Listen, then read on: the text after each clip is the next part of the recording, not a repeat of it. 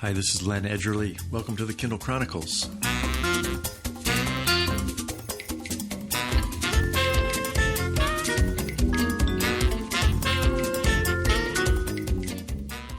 Today is January 22nd, 2021, here in Sanibel Island, Florida. My conversation this week is with Bradley Metrock, who is at the start of a 36-city in-person tour, speaking outdoors in small groups, COVID-safe. He's talking about voice assistants and AI. We're going to find out what he's learned so far and also why he thinks Jeff Bezos is going to break Amazon up before the feds can get their hands on it. I'll also have some news and tech tips for you, and also word from two writers who will not be my guest next week. Let's get started.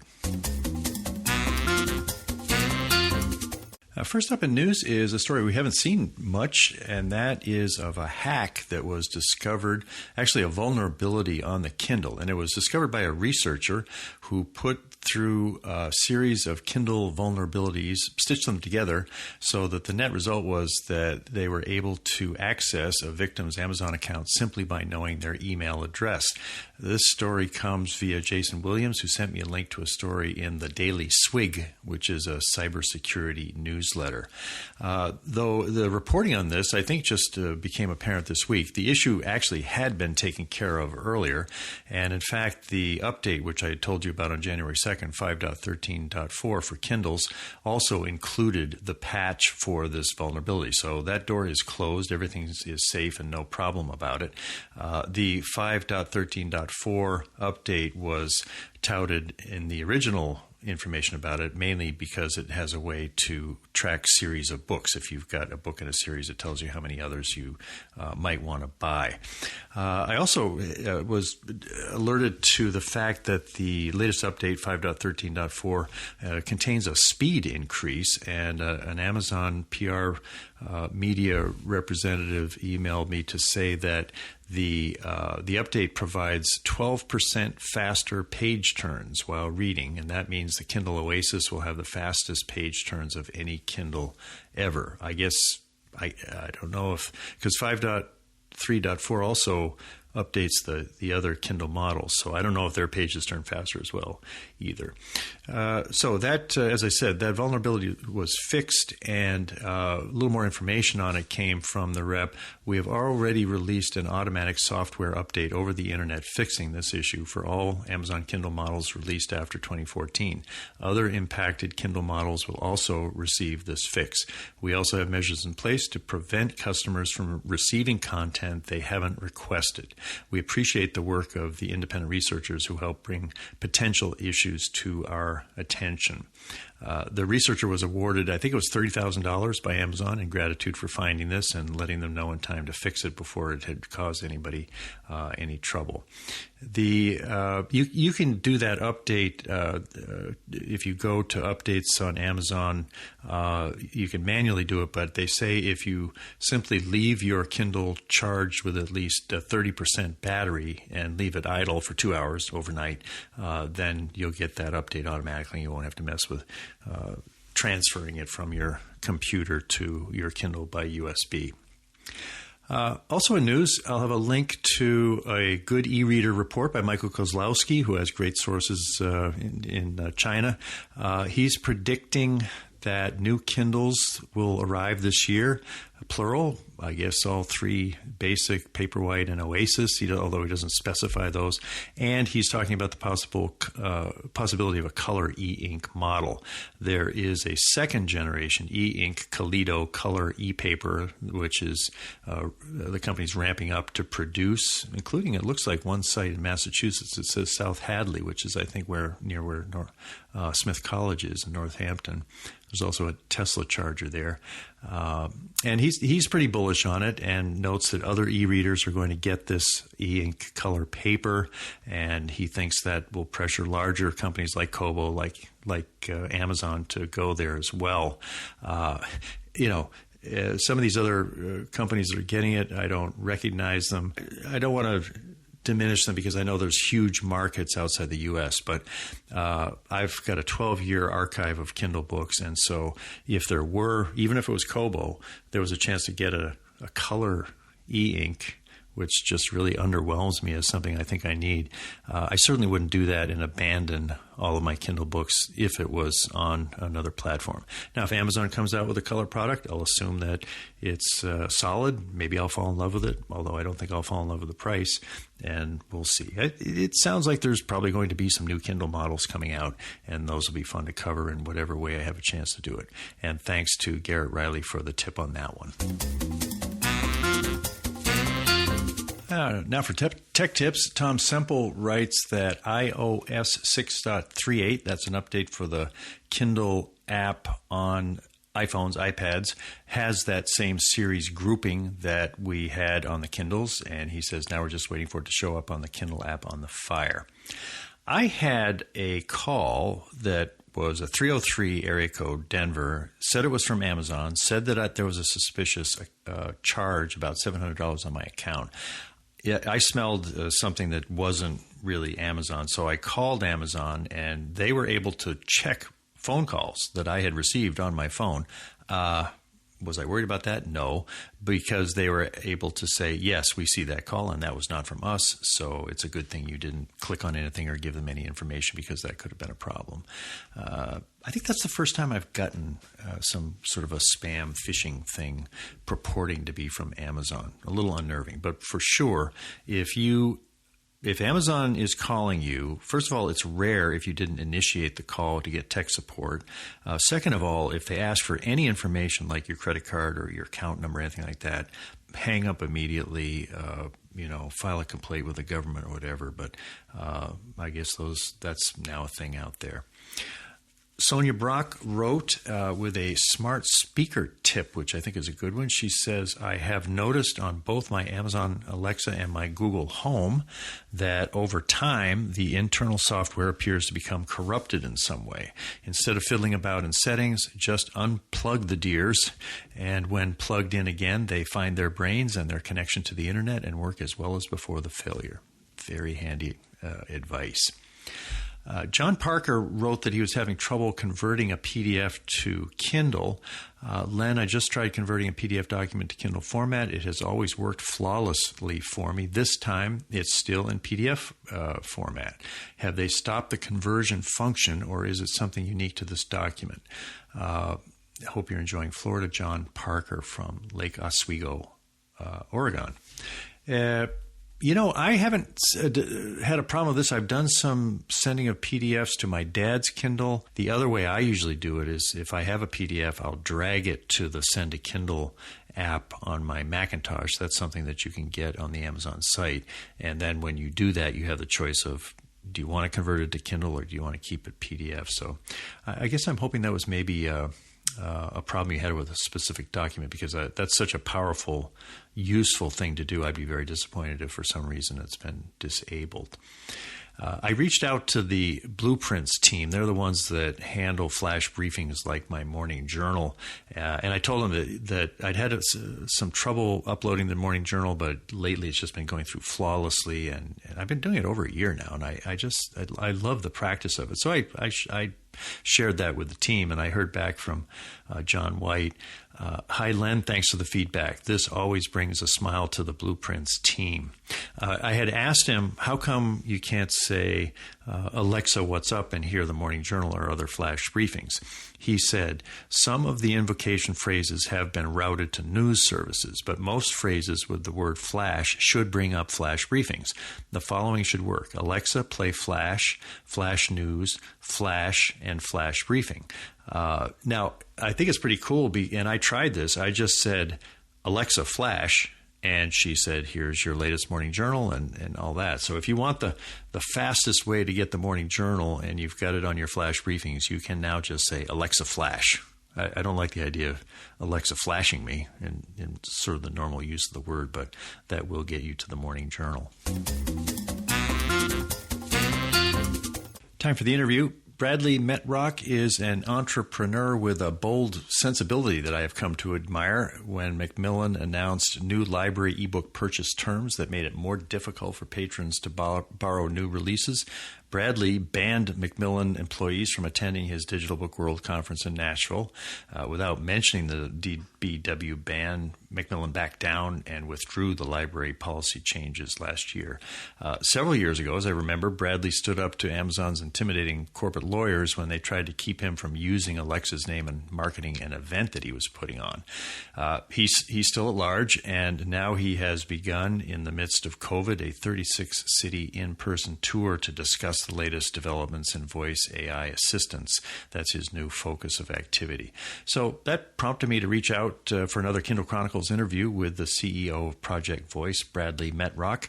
We connected by Skype on Tuesday, January 19th. I was here in Sanibel, and he was on the road in the Tampa Bay area. Here is our conversation. I imagine an idea that is this ambitious had a genesis moment of some kind, either in the middle of the night or somewhere looking at a sunrise. Do you remember when you first got the idea to spend almost 3 months going coast to coast on a tour during a pandemic? When you phrase it that way, yeah, it's hard to say. It was the culmination of numerous interactions. We're talking to companies every day. We interact with companies in the voice and conversational AI space every day. Sometimes it's publishing if it's a digital book world thing, but we're talking to people all the time. And 2020, as you can imagine, the common refrain was, we're not traveling. Big companies are, we're not traveling, period, end of sentence. Smaller companies are, we're not traveling except, if it's really, really, really, really important. So, as the year went along, there was fits and starts to the whole thing. I mean, there was times where, almost every, in September, late August, September, everything was opening back up. And then there was sort of a second wave of it and stuff closed again. So amidst all of that, the thought process I had was, look, if nobody wants to get out and everybody's stuck, then why don't I go to them? Right. And, by the time August, September rolled around, we knew enough about this thing to say, look, if you're outdoors, it's going to be hard to get it. You got to work. Yeah.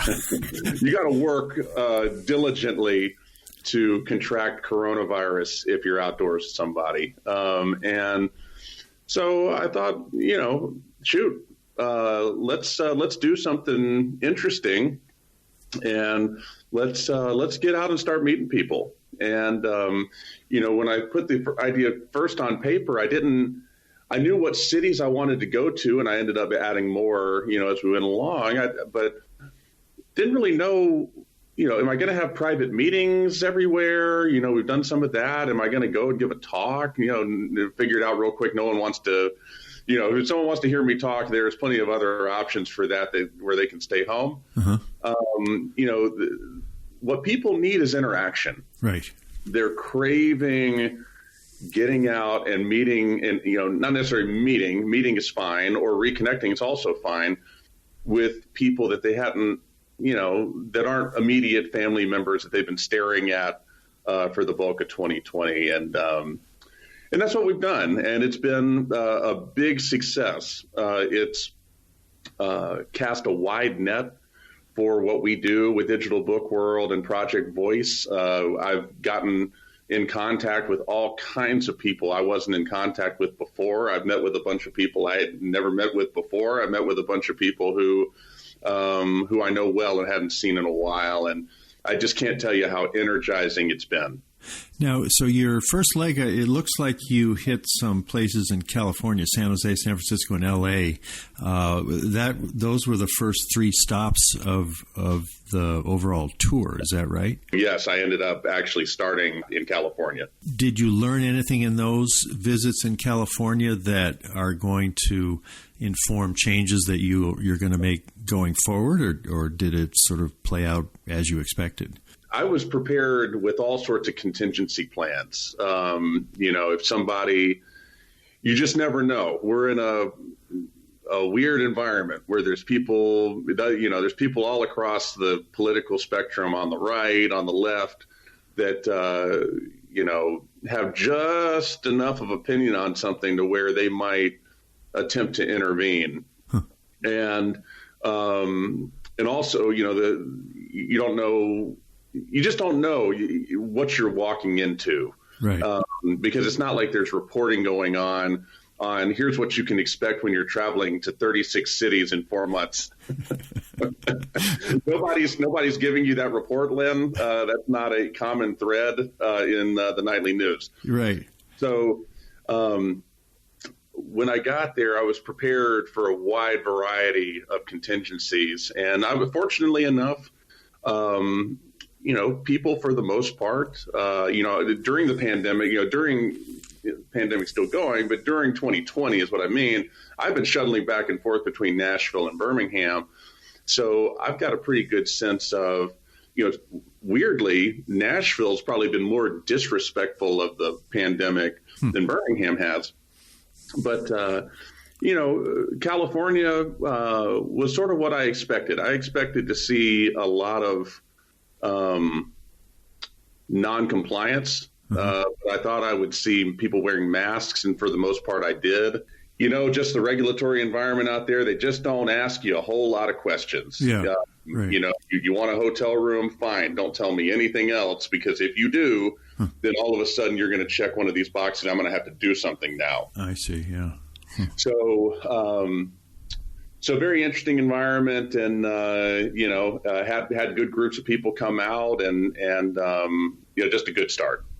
Well, now I'm curious, just your own personal profile as you go into this, separate from the political distinctions as you mentioned, but you're a cancer survivor, as I recall, and That's right. Did your family have concerns about you venturing out on this kind of a thing, just in terms of your own personal safety, and what sorts of protocols have you gotten comfortable with? You have to take into account other people's opinions on things, but just when you travel in a way that feels safe to you and respectful of your family's desire for you to come home okay, what kinds of things do you do to protect yourself?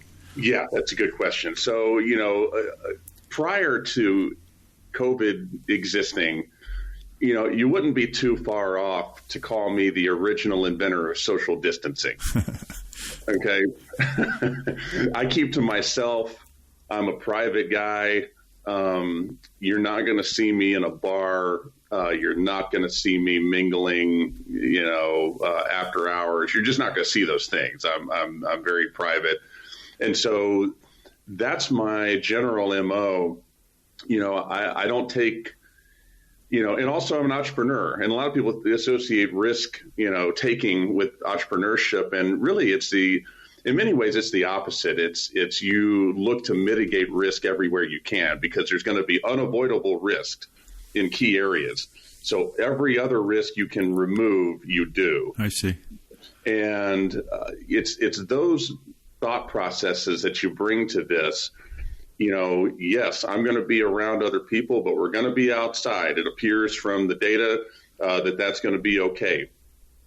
Adding a mask to it probably helps that. So, I wear a mask everywhere I go. But most importantly, it makes people feel like they're being honored. Yeah. And they're being respected. So, the rules that we put in place involve all of those norms now. And, I am either outdoors the whole time I'm in one of these cities, or I'm in my hotel room. And it's not anything in between. Well, now, I haven't been in an airport, I guess. Well, we flew from Denver to Boston in late February, almost a year ago. What are you seeing in airports? They're definitely busier than expected. I was in the Phoenix airport. So I swung through, I flew into San Jose, hit San Francisco, went down to Los Angeles, and then went to Phoenix and flew out of Phoenix. And that was the first leg of the tour. Yeah. And, I was in the Phoenix airport for a long time. I had a red-eye flight. then I had, returned the rental car. I had nowhere else to be. And I sat there and I thought to myself, you know what? If you didn't know there was a pandemic going on and this was just a normal amount of people coming through this terminal on a Thursday afternoon, you would possibly think that it's just a normal amount of people. Like it was a large amount of people. Interesting. And when I got into Miami yesterday, just another little factoid on that. One of the first things I saw when I got off the plane was there was the longest line I've seen in a long time for anything, like including like the new PlayStation. There was this long line, and I look up and it's extending from Dollar Rent-A-Car. Oh, and I asked the people, I'm like, how long is this line? How long do you expect to be in this line? They're like, well, it's probably 90 to 100 minutes. Wow. I'm like, what the? and so that was interesting. So I go over to Hertz, which is where I was going to get my rental car from, and it was a much better scenario. Yeah. And I get to talking to him, and the guy tells me, look, in Miami, pre-COVID, we would rent in Miami. Hertz rents 650 cars a day, daily volume in Miami. Right now, and over the last 3 to 4 weeks, we've been renting on average 500 cars a day, and that number is rising. Oh, we darn. Huh. So I thought that was really interesting. And,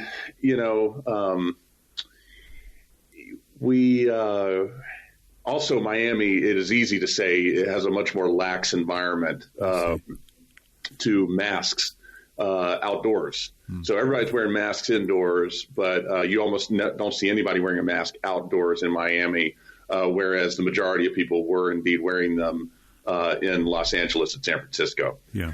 Yeah. So, and by the time this tour is over, I'll have much more information about it. But, your question is everybody in my family cool with what I'm doing? And the answer is no.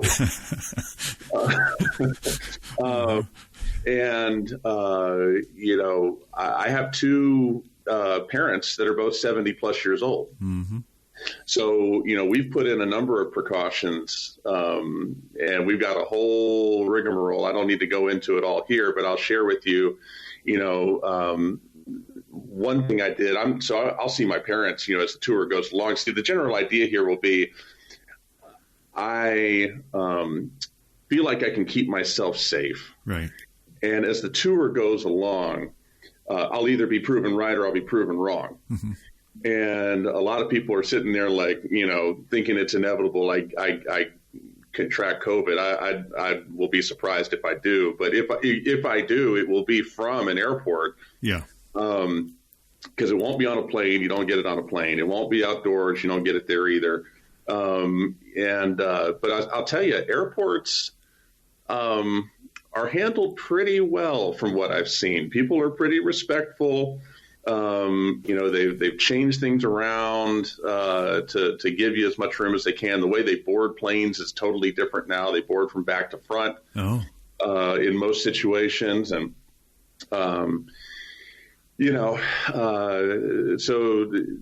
do I feel safe? Sure. Is everybody on board with it? Absolutely not. Yeah. You reach a point where you can't be afraid anymore, and yes, I'm a cancer survivor, and, you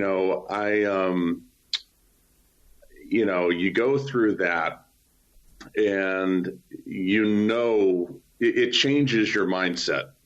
And people talk about this, and I've lived this, you have cancer and you deal with, at first, someone telling you that, something like the biopsy is malignant. Okay. Mm-hmm. So now, you got cancer, but you don't know if you're talking, 6 months, 6 years, 60 years. Mm-hmm. So you deal with uncertainty, first of all. Second of all, you make peace with, just the life that you've lived. And yes, it's entirely possible that COVID is not a good thing for me to get based on the fact I've had cancer before. Even I've changed a lot of things about the way I live, but that is possible. But it's also possible that, the fact that I've had cancer is why, I'm maybe a good person to get out and lead a little bit, not do anything too crazy, but just sort of get out there and do what we can do, Lynn. Yeah. And so that's my attitude. Yeah, I see that. You're kind of an evangelist for not letting this thing totally turn us all into cowering heaps of fear, and yet you're being sensible too. It seems like a good mix to me. Well, I'm curious, what you are working on is voice and voice assistants.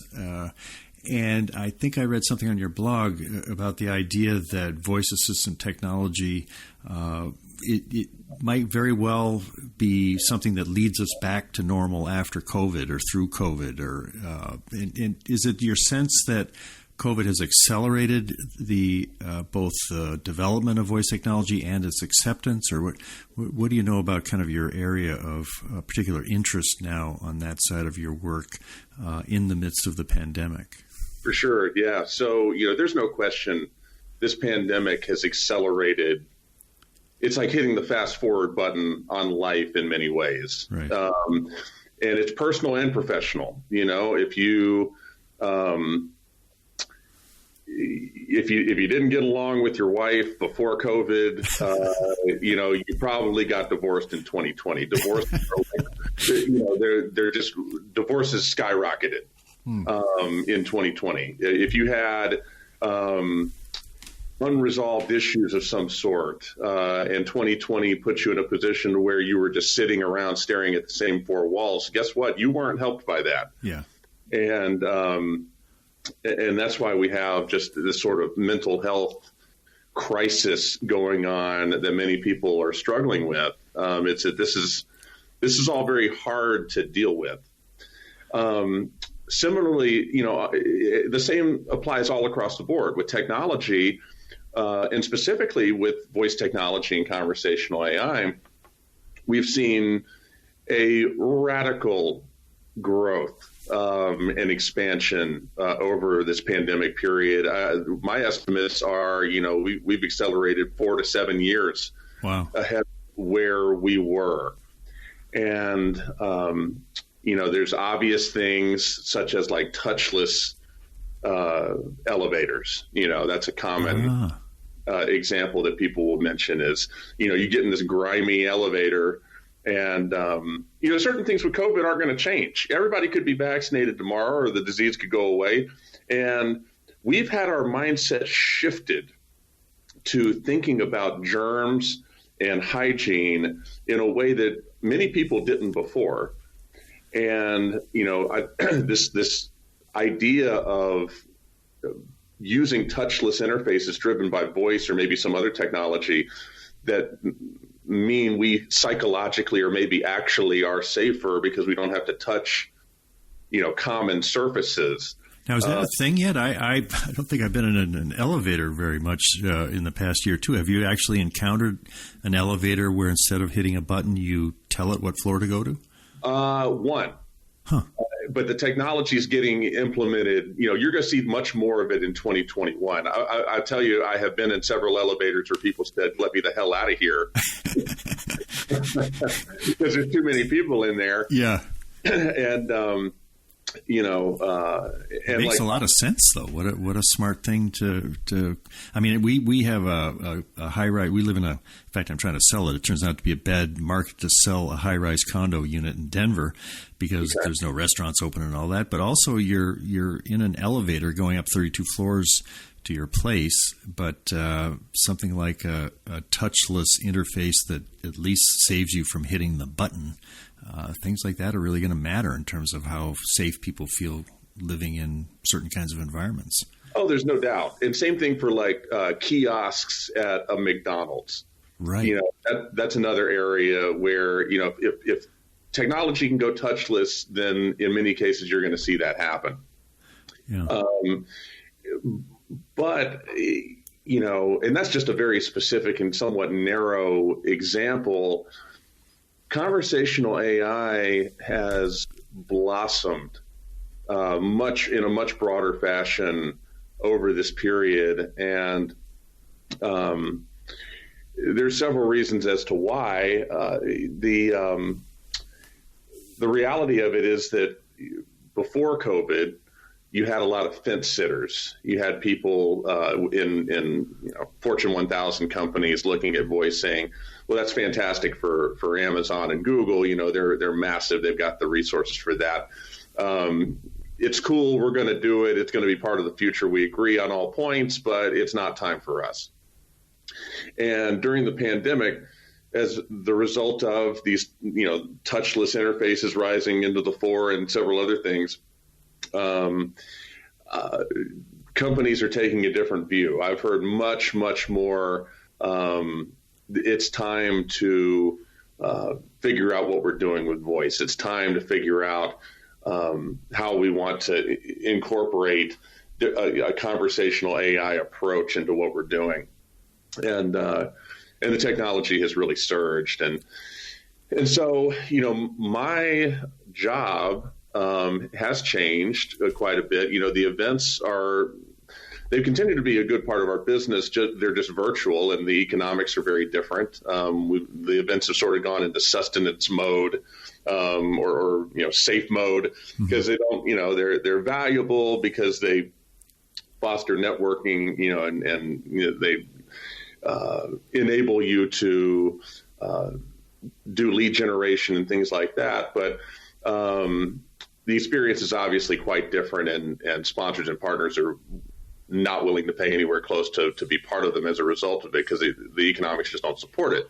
But we've continued to do those, but we have a big consulting side of our business where I and my team have been working with a number of companies that are native to voice and AI to introduce them to new people who are within our network, which is a large network, and help them find new customers, help them find new partners, help them find new venture capitalists, things that would be difficult for them to do on their own amidst the pandemic.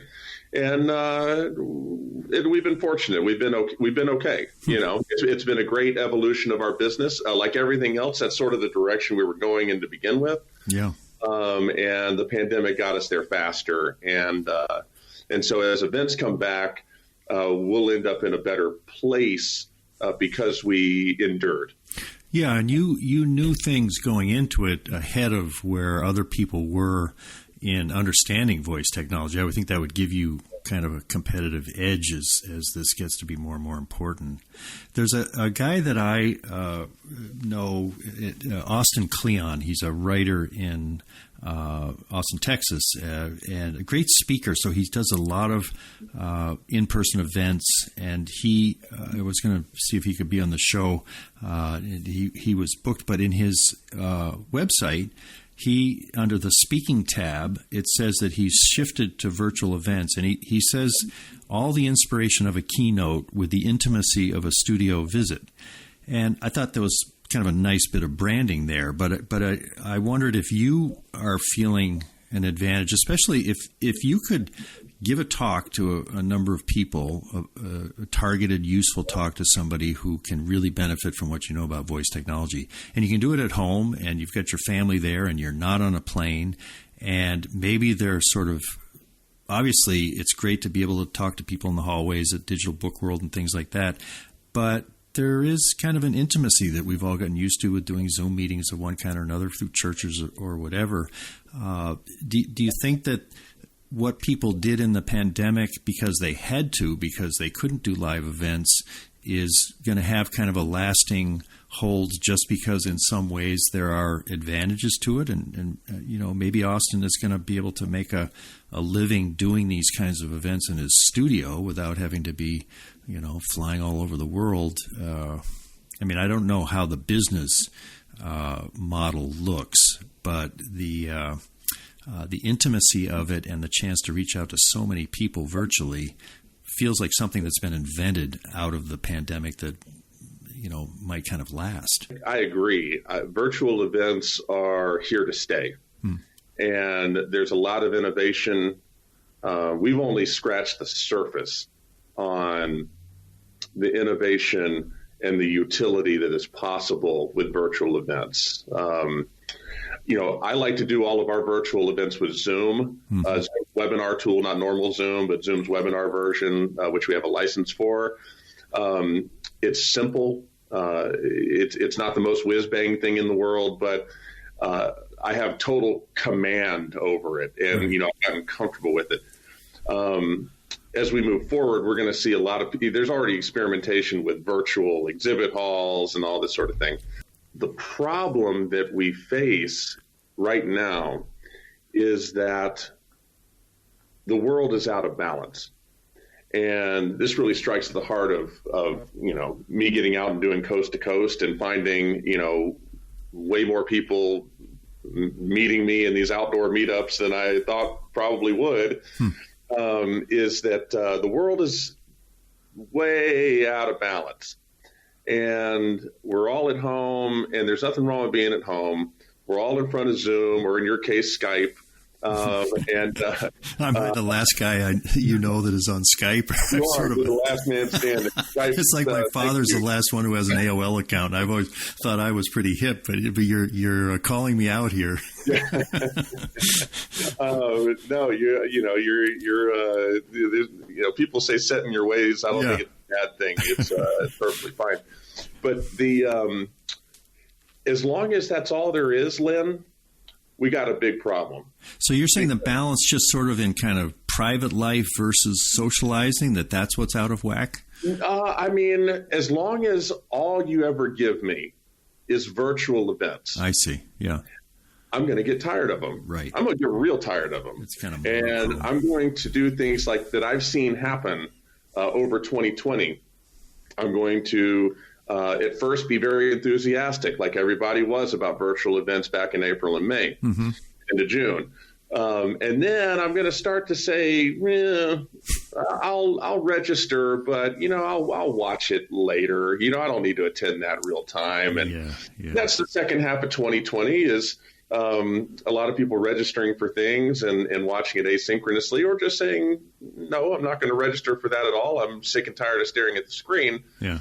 And now as we head into 2021, people are really over it. They're very over it. And it's nothing to do, nobody's jumping up and down saying, may I please attend another virtual event?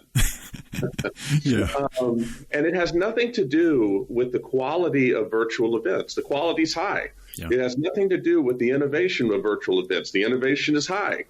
It has to do with the world out of balance. And as soon as we start to get a little bit more balance, you take the bold step in attending something in person again. You take the bold step of simply, getting outdoors a little more, whatever that bold step means for you, then all of a sudden you'll look at virtual events with different eyes.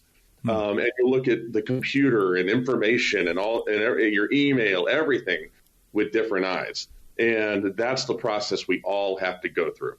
And we may appreciate them in a new way. It's not that we'll just say, oh, boy, I'm glad I don't ever have to Zoom before. But when we get back to the balance, it seems like you're saying then both ways of interacting people will become more effective and we'll know how to use them better? No doubt. When you look ahead, do you see a digital book world with hundreds of us gathering in Nashville in 2022 or 2023, or what kind of a horizon do you see, or South by Southwest? I was all ready to go to South by Southwest in March of last year, and it got canceled at the last minute. But when do you think those things might ever reoccur in anything like the way that we remember them?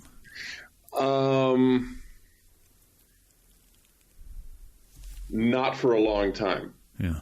But here's the deal. So that's there's going to be part of the answer to this question that you're going to like, or part that you're not going to like at all. In-person events are going to come back with a vengeance this year. And I can't say, we're doing Project Voice in April. That's going to be one of the first things to come back. I can't tell you how many people will be there. I feel like it'll be a decent amount, but the world's going to be warming back, thawing out at that point. Yeah. But the second half of 2021 will be defined by travel and defined by gatherings of different sorts, including industry gatherings. And there will be a whole thing because the airlines have cut flights and they're not going to ramp those up right away. And so what's going to happen is if you want to travel somewhere in the second half of 2021, it's not that it's going to be 3 times as expensive. It's that you're not going to get a ticket at any price. Oh. And I fully anticipate that. And I'm already seeing the signs of that in certain markets as we book my travel across the country. So, your question is, when is it going to get back to the way it was? Well, to answer that, you need to distinguish between 2 types of events in terms of conferences. There's conferences like a lot of stuff we do, Digital Book World, Project Voice, where, Digital Book World sold out in 2019 with 1,000 people. Yeah. Project Voice sold out. I think we consider it a sellout. I'm not really sure, but we had about 1,500 to 2,000 people at Project Voice. So these are amounts of people that kind of get the discomfort going in some of the population. Mm-hmm. But I think events in the 500 to 750, that's what we're going to look at Digital Book World in September. That's the zone we're going to play in for a while, where we can have plenty of space for people. We're going to institute a square system where you're buying a square, so you don't have somebody sitting right on top of you, like sneezing on you, like in the pre-COVID times. Yeah. So we're going to do stuff like that, and I think that we're not going to have much problem doing it, just to be honest about it. But these mega events, things that have 10,000, 20,000, 50,000 people, like a South by Southwest, right? I don't know how they're going to do it. I don't think they're going to come back. I think 2022 is probably too early. Yeah, and the reason is, again, like so much of this, it has way less to do with the disease itself, and it has much more to do with our changed habits and norms and mindset. Yeah, and we've kind of reset our comfort zones, I think. And when you think of 30,000, the guy that I've talked to several times, Jerry Riddle, on pandemic issues, when I asked him, I said, do you think it's a good idea to go to South by Southwest if they hold it? And he said, with 30,000 people going to Austin, COVID is going to be there. And so just the scale and I guess the statistical reality of a pandemic, it makes sense that when you get way up into those kinds of numbers, it's going to be pretty hard to feel as safe as you ever did before. I think you could make an argument with those sorts of numbers that, and I'm loath to say this, but I think that this would probably be true. I mean, I think that there's some number X of attendees of a gathering where you can, without any additional information, say that was an unsafe thing to do. Right. People are going to differ on what X is. I would say X is probably in the 5,000 person range. Yeah. And some people would say it's in the 50 person range. I mean, you're going to get divergence on that. Yeah. But there's some number out there where you can't go beyond that without people accusing you probably properly of having ulterior motives. I refer back to, I think you'll find this interesting. So, my wife is a big fan of Friends, the show, Friends. Right. And we'll watch it together. And she's encyclopedic on the show, can answer any trivia question. And, we were sitting there the other night watching it. And it was the first time in a while. And, Ross and Rachel, the other characters, are sitting there on the sofa. Yeah. That famous orange couch. And she made the comment, they're too close. I said, what? And she said, they're too close. It just doesn't feel right. Each other. They're too close. Yeah.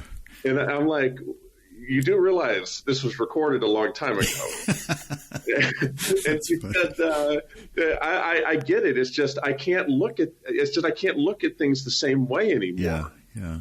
And I'm not that way, Lynn, but she's not the only person in my life who thinks like that. Oh yeah, my wife too. So that is what you're up against to do a South by Southwest. And I can tell you right now, if I was in charge of South by Southwest or Frankfurt Book Fair or mobile, what's the one in Spain, the huge mobile event they have? Mobile World Congress. Yeah.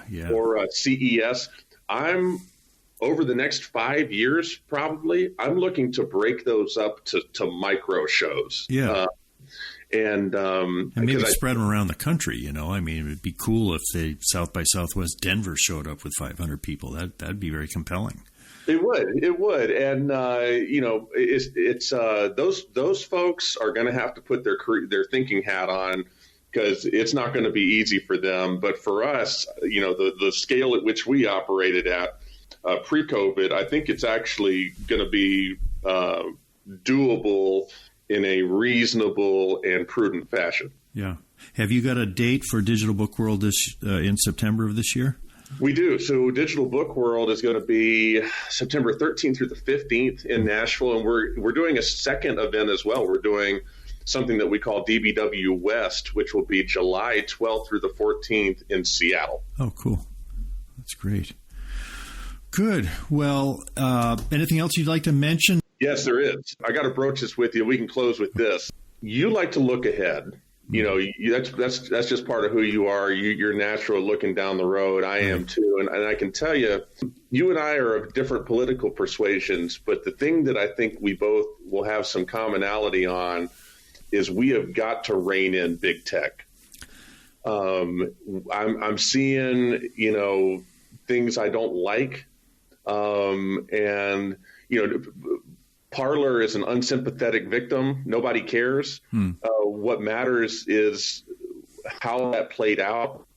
And what's funny about it is that in the world of voice technology and conversational AI, it wasn't too long ago. It was 2017 into 2018 where it was the progressive left that was decrying, and I'm talking about mad about Echo speakers, calling them surveillance devices, saying that Amazon is running amok with our privacy and needs to be reined in. Just at a corporate level, they're too big. Right. And now, with what's happened at the end of Trump's term, you got, not every conservative is mad about it, but most of them are. As well as some folks that are sort of more moderate. And there's a whole group of people who are right-leaning who are now super mad about Amazon too, saying that they've got way too much power and need to be reined in. And this is ignoring all the other ones, Google, Facebook, and everybody else. I am hopeful that it is I've talked about it many, many times. Amazon has done fantastic work with Alexa. They have done legendary work with Alexa. 2017, 2018 especially, into 2019. They've sort of fallen off a little bit lately. They look like they're getting distracted. They've got some problems. I suspect that Bezos, being distracted by various things in his personal life and maybe otherwise has contributed to that. But no matter, regardless, they need to find their focus again. But they've done remarkable work. But even with all that work, they need to be broken up. They're just too big. I feel the same way about Google, feel the same way about Facebook. And I think that that's something that both sides of the political spectrum can come together on. It would benefit the world of voice and AI greatly for that to happen. I think that it would benefit Bezos greatly. Just imagine if, I'm starting to become an advocate for Amazon needs to just proactively break itself up before the regulators come for them. And you can just imagine how much Bezos would be called an American hero and a champion if he proactively broke Amazon up into AWS over here and Alexa over there and Amazon Publishing over there, it's not going to happen. But I think it would yield surprising benefits. But I just thought I wanted to broach that subject with you. Yeah, no, it's a good marker to put down. There's clearly forces on both sides of the ideological spectrum in that direction, and I think it's a pretty intriguing idea. I saw that you'd written about it, that Jeff would be proactive. In fact, when they were talking about HQ2, at one point I thought, I wonder if he's getting ready for pressure to have Amazon split up and they'll have two different headquarters, And but boy, there's just going to be a lot of shifting pressures from the political side. I'm sure there's going to be a lot of criticism of Amazon, hearings and things like this that make you think, oh boy, Amazon's really up against it. But one thing I've noticed is that whenever somebody criticizes Amazon, whether it's because they have too big a footprint in publishing or, the voice, your area, and they'll just say, oh, Amazon. And then they'll say, well, of course, I use Amazon a lot because it's so convenient, and I think they mean it to be kind of disarming. Or so I'm not going to pretend I'm pure on this. I'm still using Amazon, and the truth is that from a customer point of view, I mean, I'm sitting down here in Sanibel, and if I need to get a little can of oil for the bicycle, I order it, and the next day it shows up on this island off Florida in the pandemic. So you get this sort of tension between the absolute excellence of the consumer experience versus these really important, philosophical, how do we set up society? How do we handle these huge, powerful tech companies? And it's not clear to me which one trumps the other. And at some point, if I'm a politician and I'm actually splitting Amazon up and there's some kind of degradation of how fast the prime member gets their can of bike oil, I wonder if that creates sort of a countervailing political pressure to say, well, yeah, I like all your theories and all this, but don't get in between me and that package with the blue smile on it, because it's kind of central to the way I live my life. I think you're touching on something that's really important, which is that, first of all, that's a very good argument for why Amazon should break itself up on its own. Because if it's left to regulators, they're going to do what regulators do, which is botch it. Yeah, that's true. That's a good point. But the main point there to me is that,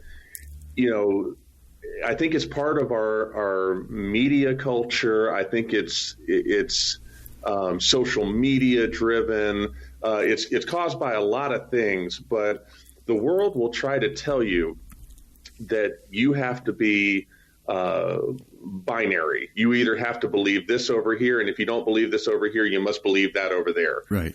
There's no nuance to anything. You can never, if you dare praise something that Donald J. Trump did over the last 4 years, then you must be some insert word here for the label that applies to you. Before that, if you were a conservative and you praise something that Obama did, then you just must be soft or something must be wrong with you. And you could go back. You go, Bush, Clinton, it doesn't matter. People are always going to have that point of view. I think it's critical to be able to praise Amazon, and not just Amazon, Google, even I think is the worst offender of all. These big companies, you got to be able to praise somebody for what they do right, while also holding true to the philosophy and the underpinnings that will get us to a better place. Yeah, I think that's a good point. So that's I think we need to find a way to cause breaking up these big companies to be a celebratory event rather than punishment. And a savvy politician, if there is one out there, should be thinking in those terms. Yeah. Well, it's going to be the story the next 5 years or so. I'm glad we'll have this audio on file because you'll get credit for being the first person to predict that Bezos would break up his own company, and you'll be able to have your own show at that point. The Bradley Channel. I've been wrong many times. I'm not afraid to do it again. All right. Well, I have been speaking with Bradley Metrock, CEO of Project Voice. As always, great to talk with you, Bradley, and safe travels out there. I hope this is an experiment that goes well for you, and I applaud you for it. It's something I haven't heard anybody else doing in an organized way, and it really kind of fascinates me. So be safe and go well. I appreciate you, Lynn. It's always a pleasure. I want to comment briefly about Bradley's suggestion that Jeff Bezos might split Amazon up himself. I'll admit to extreme skepticism when I first saw what he had written about that idea. But, as we talked, I guess I saw the advantages that Amazon might gain from being the one reconfiguring itself in order to minimize the disruption for customers, as opposed to having government regulators do the work, driven by more political pressures than by customer obsession. I'd still rate the prospect as a long shot, but then I backed the mayor of South Bend, Indiana, to become the 46th president, so I kind of like long shots. Speaking of which, I enjoyed every minute of the 2.5-hour confirmation hearing that Mayor Pete had yesterday before the Senate committee.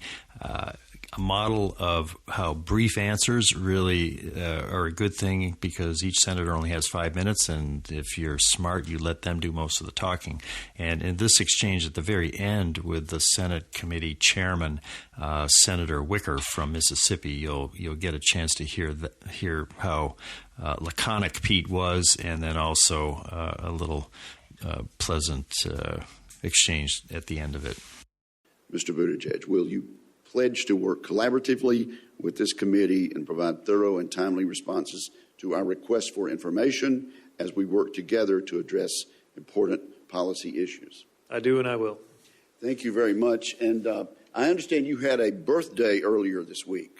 That's true, Chairman. Right. Now, you ran for President of the United States. Were you actually constitutionally qualified? Not by much, but just made the cut. Okay, and you were on the Tonight Show last night with Jimmy Fallon. Yes, sir. And you're on the Morning Joe show this morning.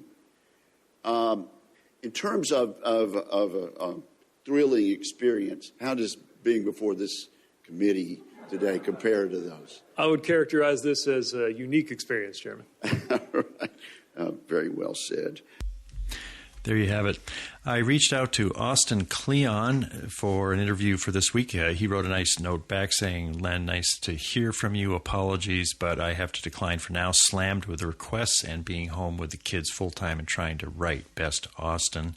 Also, I reached out to Brad Stone because I know he's working on a new update of his Everything Store book about Amazon, and asked if he wanted to kind of do an off-Broadway conversation with me before he goes on the circuit. And he said he looks forward to talking with me about the book, but it's probably not going to be coming out until about May. That is going to be one well-timed book. He's been working on it for about a year, and in the current changes in Washington with everyone on both sides of the aisle looking at Amazon and other tech companies, the definitive new book about Amazon is going to have a lot of readers, I'm sure of that, and I'm sure we'll have a chance to talk to Brad about it around the time that it's released. This is Len Edgerly for the Kindle Chronicles on Sanibel Island in Florida. Thanks for listening. Please stay safe.